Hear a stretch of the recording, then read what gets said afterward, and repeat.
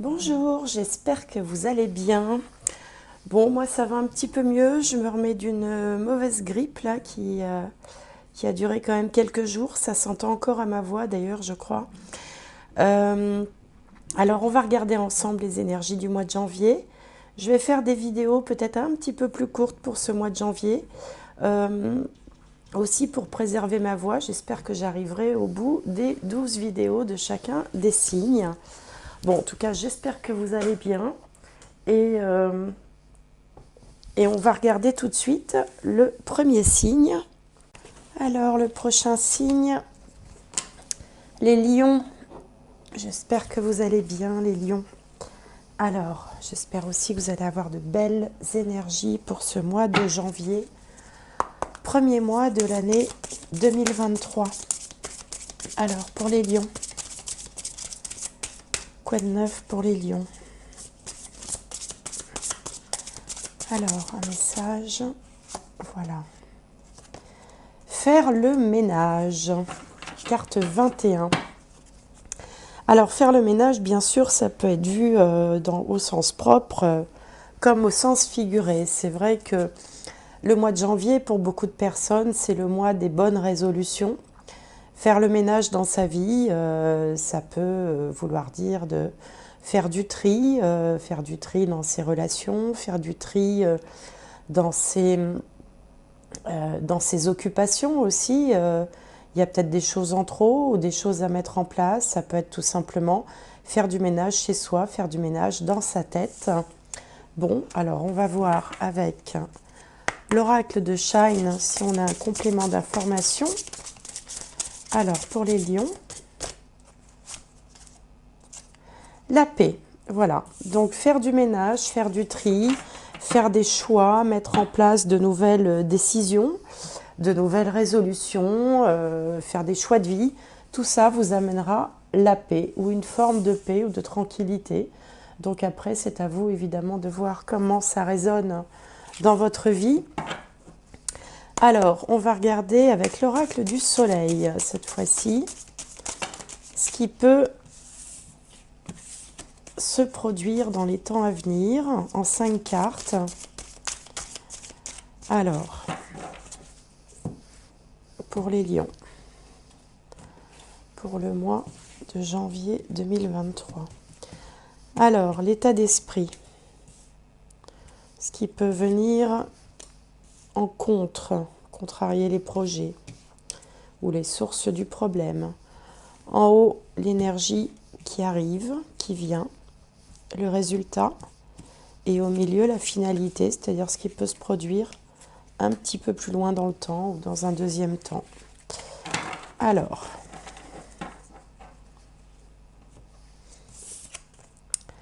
la défense, la naissance, l'excitation, le risque et le pouvoir.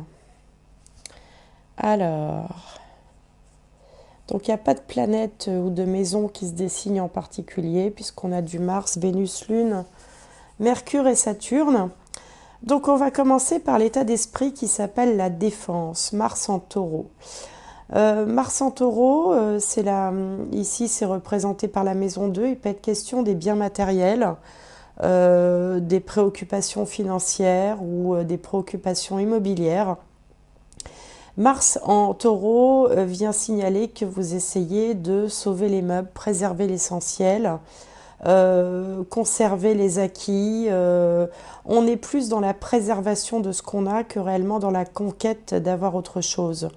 On a envie de défendre ses possessions, on a envie de conserver ce qui vous appartient. Ce qui vient en contre, c'est la naissance. La naissance, Vénus en cancer. Alors, plusieurs interprétations possibles. Peut-être que certains lions sont dans l'expectative de l'arrivée d'un bébé, par exemple. Et du coup, on a envie de s'organiser. C'est peut-être faire le ménage. Vous savez, le côté nidification de la femme enceinte, par exemple. Peut-être aussi qu'on a envie, pour certains qui seraient dans ce cas-là, évidemment, je sais bien que tout le monde ne sera pas concerné par l'arrivée d'un petit, On a envie de protéger en fait son foyer, ses acquis, sa famille, parce que l'arrivée d'un bébé, évidemment, c'est aussi la perspective de défense nouvelle, de dépenses nouvelles, je veux dire, de responsabilités nouvelles.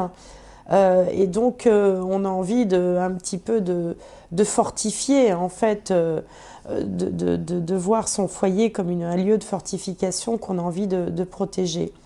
Alors, ça donne aussi beaucoup d'excitation, forcément, beaucoup d'agitation, de mouvement, de réflexion.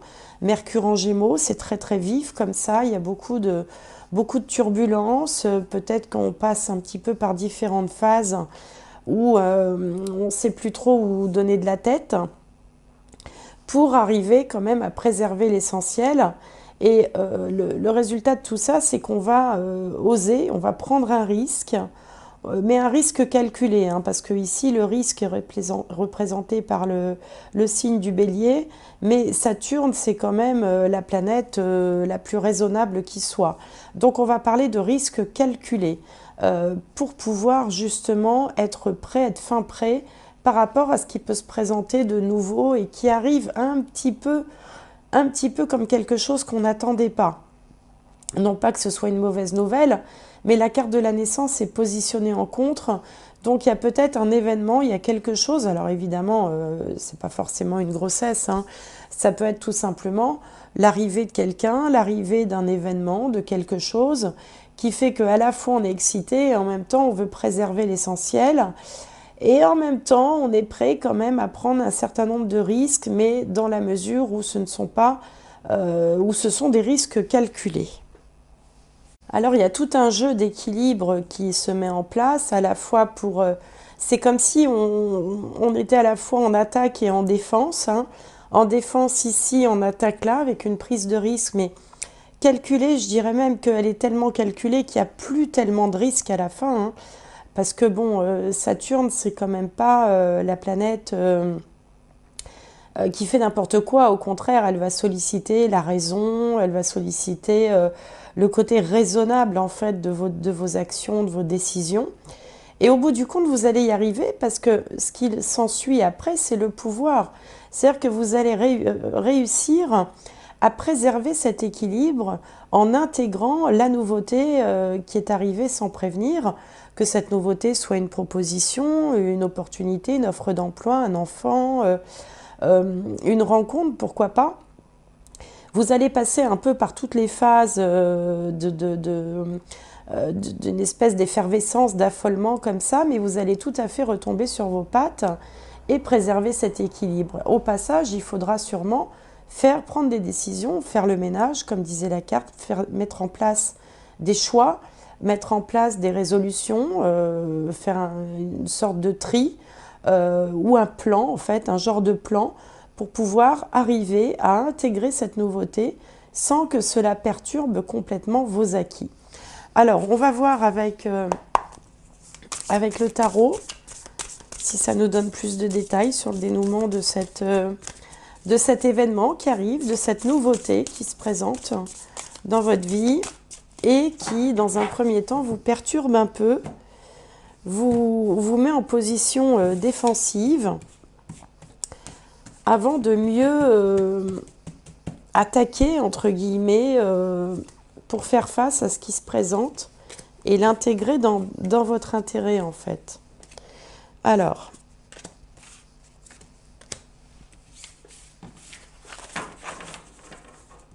donc, sur la défense, on a la défense. Voilà, franchement, on est en mode défensif, hein. Sur la naissance, on a, vous voyez, je vous parlais de nidification, c'est le 4 d'épée. On voit cette personne qui est blottie dans un grand nid, vous voyez. Alors, en haut, sur l'excitation, eh bien, on a la conquête, hein, partir à la conquête. En bas, sur le risque, on a le 5 de Pentacle. Et au milieu, sur le pouvoir, eh ben, on a le pouvoir, puisqu'il s'agit du roi d'épée, qui est un stratège, un fin stratège, un chef d'entreprise, un leader, quelqu'un qui sait où il va. Alors en tout cas, vous allez déployer énormément d'énergie à défendre vos acquis. Peut-être que certains d'entre vous sont confrontés à des difficultés financières qui peuvent être passagères, hein, ou si elles ne sont pas dans les difficultés financières, elles les craignent vraiment.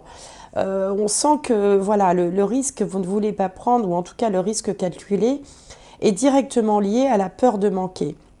Alors ça peut être les circonstances aussi actuelles, ça peut être aussi à la sortie des fêtes où généralement c'est une période où on dépense un petit peu plus qu'à l'accoutumée pour les fêtes, pour les cadeaux, pour tout ça. Et donc on vous sent vraiment pris entre l'envie d'avancer, puisqu'ici on a la carte de la conquête, une certaine excitation qui vient peut-être d'une opportunité, et l'envie aussi de faire très attention et de ne pas mettre tous ses œufs dans le même panier, de ne pas tout risquer, d'avoir une gestion vraiment extrêmement contrôlée. La bonne nouvelle, c'est que vous allez y arriver parce que vous agissez vraiment. D'abord, vous avez le pouvoir ici en résultante. Et puis, le roi d'épée, c'est le chef d'entreprise, c'est un gestionnaire, c'est celui qui sait exactement comment il faut avancer, comment élaborer un plan, le suivre pour préserver justement à la fois les acquis, tout en arrivant quand même à obtenir, à conquérir un nouveau marché, une extension de quelque chose dans sa vie. Alors après, c'est adapté suivant évidemment ce que vous vivez. Vous avez par exemple, bon évidemment au niveau professionnel, le côté gestionnaire hein, qui fait qu'on va vouloir à la fois sauver les meubles et en même temps se développer.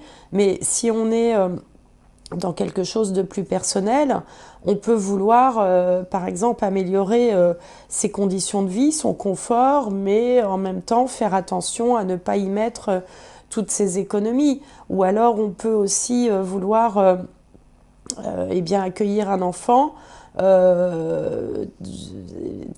mettre des choses en place sans pour autant faire trop de dépenses par rapport à ça.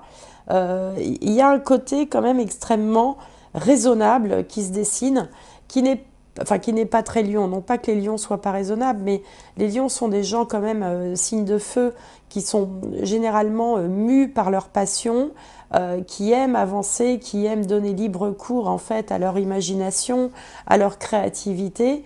Et là, il vous est demandé de faire du tri parce que vous savez pertinemment que vous ne pourrez pas tout faire et qu'il va falloir faire des choix. Mais vous allez très très bien y arriver grâce au roi d'épée et grâce à la carte du pouvoir, même si au passage vous aurez vraisemblablement vous serez confronté à des peurs, à l'obligation de faire des choix. Mais bon, vous arriverez quand même finalement à faire les deux, c'est-à-dire à la fois aller tendre vers ce que vous avez envie d'obtenir, mais en même temps conserver ce que vous avez déjà. Bon, voilà le message pour ce mois de janvier. Vous me direz si ça vous parle ou pas. Alors, bon, comme d'habitude, il faut aller voir le signe ascendant, signe solaire, signe lunaire, tout ça, pour se faire sa propre synthèse, un peu plus personnalisée. Alors, on va regarder avec le Dixit. Donc, le Dixit, qui est un jeu où simplement on fait travailler son intuition, son imagination. Et on va voir quel message supplémentaire, complémentaire pour les lions pour ce mois de janvier. Alors, en 3 cartes, quel message pour vous?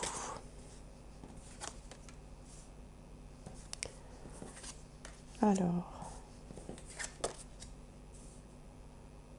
ouais, c'est marrant parce que ça colle bien avec ce que je viens de dire. Alors au centre, on voit, on voit ici comme un taureau qui accueille un nourrisson. Donc ceux qui seront concernés par l'arrivée d'un enfant, bon, je pense que ça devrait vous parler. Le nourrisson peut représenter aussi quelque chose de nouveau. Le taureau fait référence au bien matériel, à la terre. Ici, on a également, alors on a une famille, on va dire, asiatique. avec un, je sais pas, c'est peut-être un samouraï ou un soldat. Vous voyez? C'est-à-dire qu'en fait, ici, vous avez le symbole masculin, le symbole féminin, et puis l'enfant, là, qui domine au-dessus, donc la nouveauté, le nouveau projet. Il y a quand même une idée d'équilibre, hein, c'est ce que je vous disais depuis tout à l'heure. Conserver les acquis, aller vers la nouveauté, se mettre en mode conquête, mais quand même conserver les acquis. Il y a quand même quelque chose de très équilibré, vous voyez, dans cette carte, par rapport à ce qui est nouveau. Et puis, bah, la stratégie, ça nous ramène au roi d'épée, hein.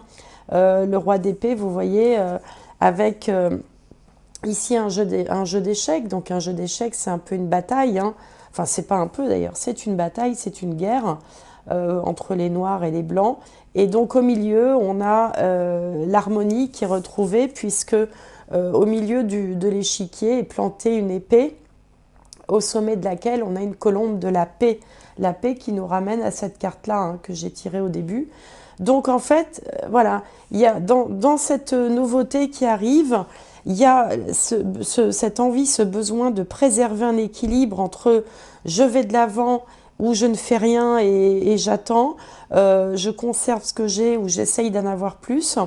Donc là, il y a vraiment cette idée de ne pas rentrer en guerre, de conserver l'équilibre avec la colombe de la paix. Donc, quoi qu'il vous arrive, les lions, dans ce mois de janvier, vous allez réussir à maintenir l'équilibre. Alors, on va tirer une dernière carte, un dernier message, bah tiens, voilà qui s'est retourné, la clé. Tout peut arriver dès que vous êtes conscient de vos potentialités. La clé, c'est la solution, vous voyez. La clé, c'est la réussite, c'est la solution. Elle ouvre les portes, elle trouve